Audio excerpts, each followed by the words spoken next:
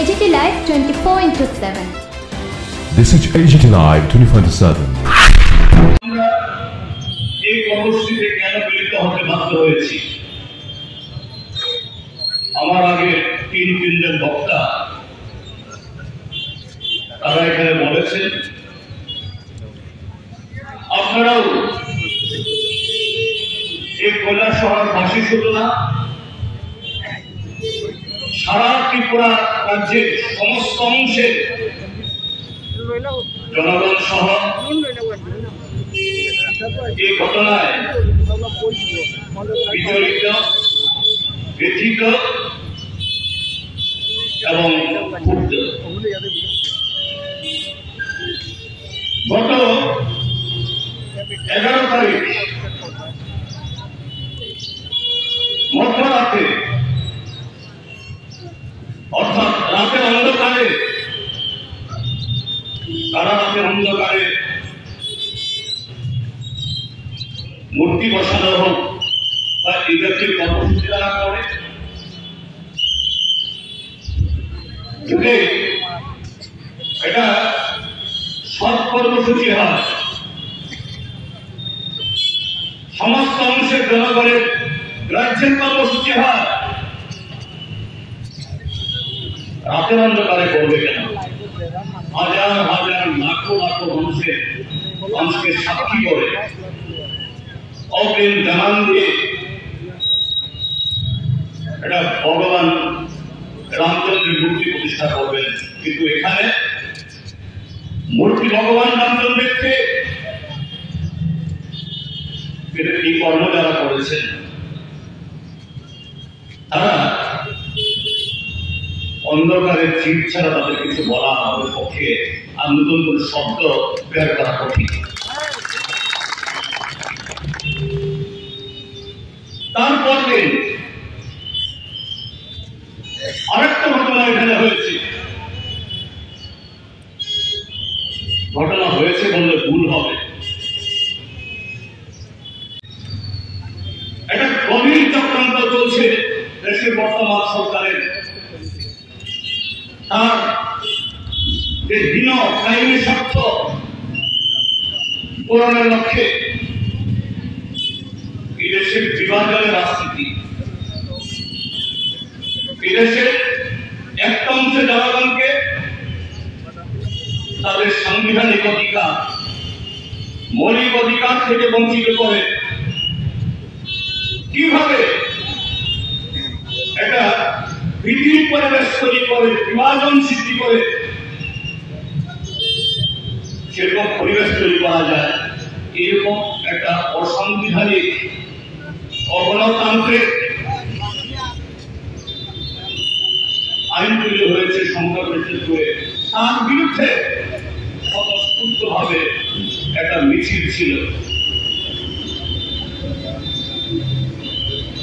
এই মিছিলে একটা অপ্রীতিকর ঘটনা হয়েছে। এতেও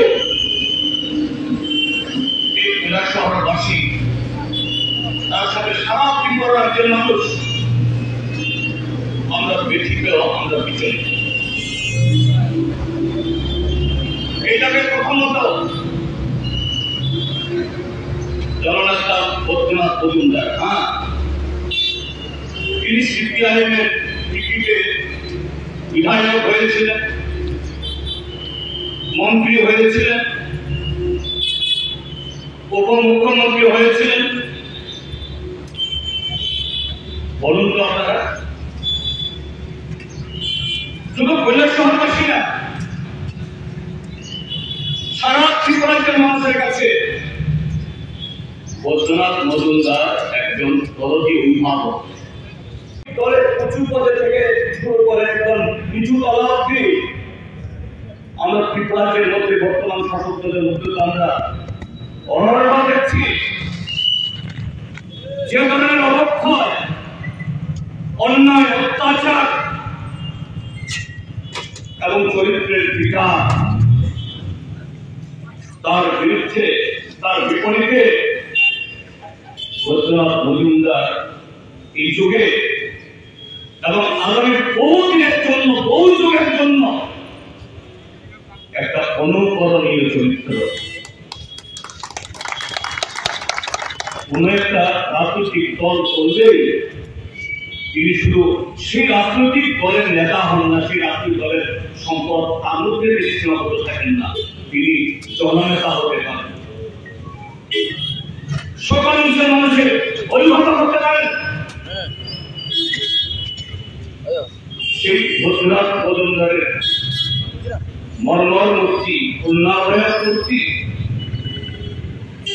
2018 এরকম সরকার বদলের পরে তখনও এই কার্যক্রমে রাতের অন্ধকারে ভেঙে ফেলে দিনের বেলা ভাঙতে সাহস করে।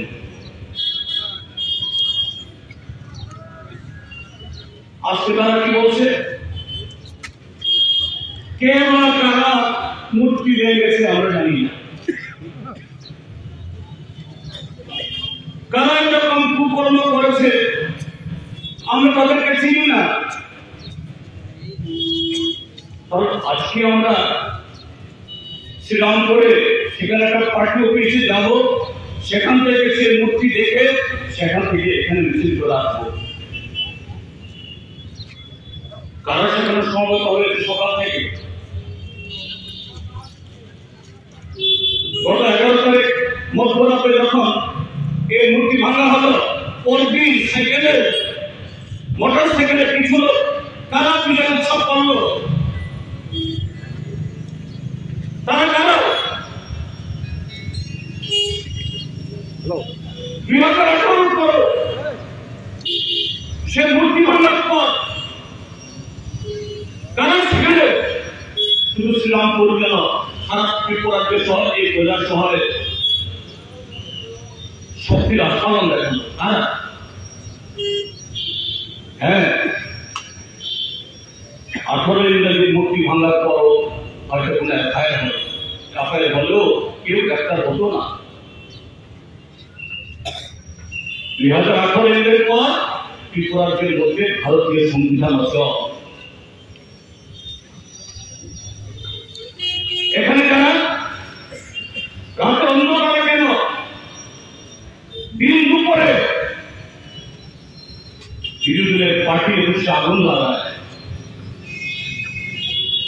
লুটপাট করে, বিরোধী সমর্থকদের সম্পদ ধ্বংস করে, মাথা ফাটায়, রক্তাক্ত করে, তাদের বিরুদ্ধে এফআইআর হলে পরে